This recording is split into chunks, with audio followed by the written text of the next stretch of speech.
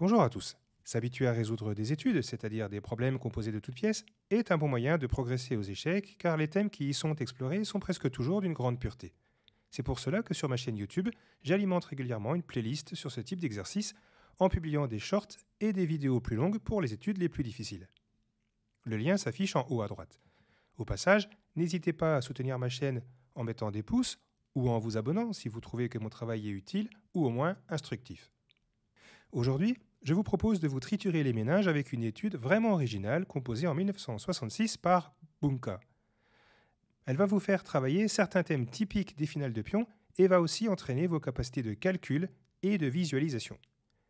Le trait est au blanc et il s'agit de trouver le seul chemin qui mène à la victoire.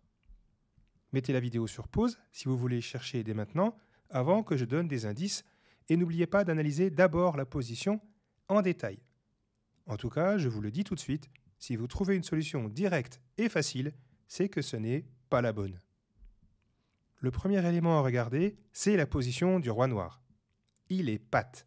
Les noirs n'ont donc qu'un seul coup à leur disposition, c'est le coup de pion E3. C'est justement ça le problème. Si on fait une dame, les noirs vont épuiser leur coup de pion. Et comment faire maintenant pour éviter le patte ? La seule manière d'y parvenir serait de donner un coup supplémentaire aux noirs. Dame D2 est évidemment hors de question, car ce seraient les noirs qui iraient à promotion et materaient dans la foulée, mais il reste Dame D4. C prend D4 est le seul coup, et après C prend D4, Roi B4, D5, Roi C5, et là aussi forcé, sinon le pion D filerait à Dame. On pourrait croire que le roi blanc n'a plus qu'à faire le grand tour pour accompagner le pion D. Mais il ne peut pas aller se promener aussi loin, car sinon, les noirs pourront pousser leur pion jusqu'en A3 et créer une percée qui permettra au pion B d'aller à promotion. Si vous êtes un habitué de ma chaîne, vous le savez sans doute déjà, la plupart des études comportent une fausse piste, et cette variante en était une. Malgré tout, cette fausse piste nous a permis de comprendre l'idée de départ. Il faut donner des coups supplémentaires au noir pour éviter le patte. Accéder au roi noir est un autre problème de taille qu'il va falloir résoudre, parce que sa prison est en même temps la cachette idéale. Si la promotion dame ne gagne pas, cela veut dire qu'on doit absolument faire une sous-promotion. Promouvoir le pion en tour ou en fou ne changerait rien au problème, il ne reste par conséquent que la sous-promotion cavalier. Je pense que vous voyez la différence. Maintenant que vous avez l'idée de départ, vous pouvez chercher comment continuer après le seul coup des noirs, E3. Mais je vous préviens, le chemin est encore long.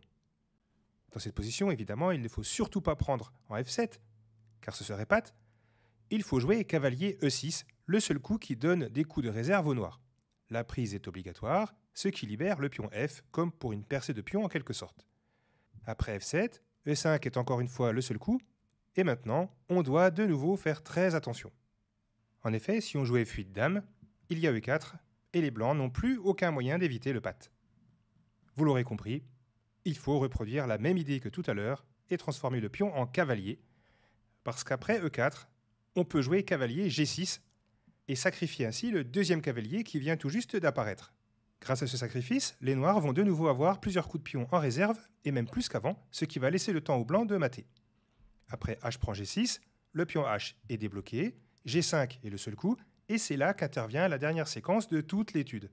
Nous voici à la croisée des chemins, et pour trouver le bon, il faut calculer et essayer de visualiser le tableau de maths final. On doit se poser la question suivante.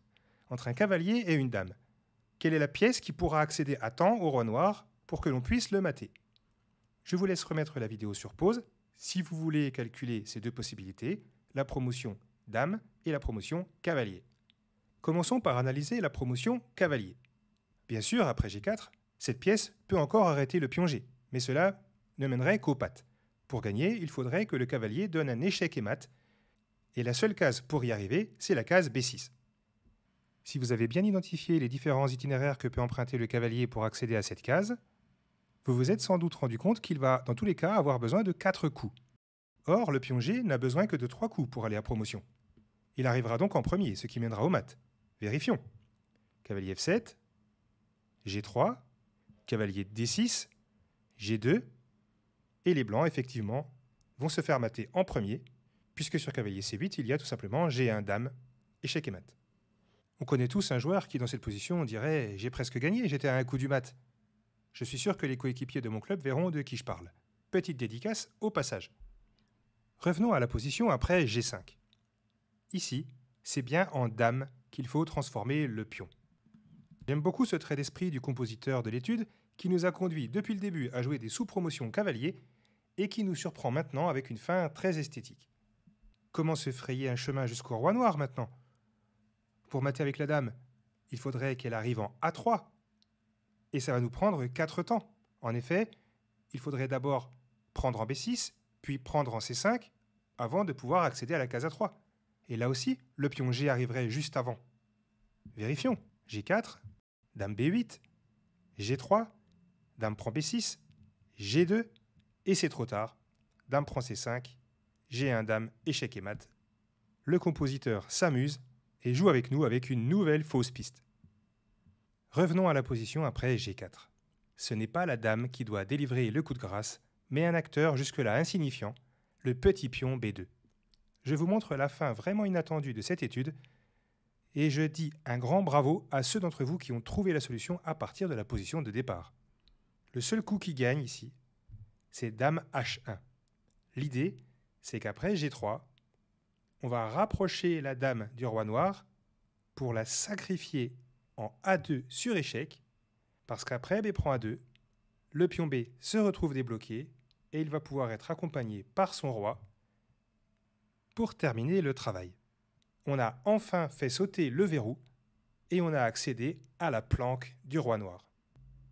Les blancs ont réalisé un mat en 12 coups en effectuant 2 sous-promotions cavaliers, pièces qu'ils ont sacrifiées, puis une promotion en dame qui s'est elle aussi sacrifiée pour permettre au modeste pion B2 de porter le coup final.